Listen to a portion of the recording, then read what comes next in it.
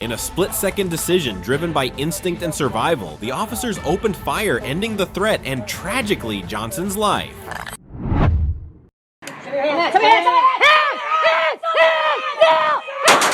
On November 29, 2019, what began as a routine assist quickly turned tragic. Modesto police arrived at a hotel to help apprehend a wanted fugitive.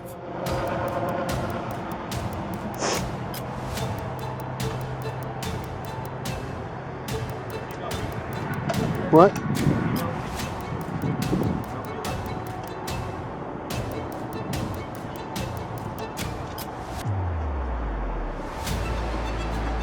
Raymond, come to the door.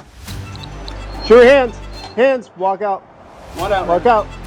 Where's Raymond at? Show me your hands. Show me your hands. Without warning, the door flew open and Raymond Lee stepped out, raising what looked like a deadly weapon toward the officers. In that split second of fear and reaction, shots rang out. Raymond collapsed, fatally wounded.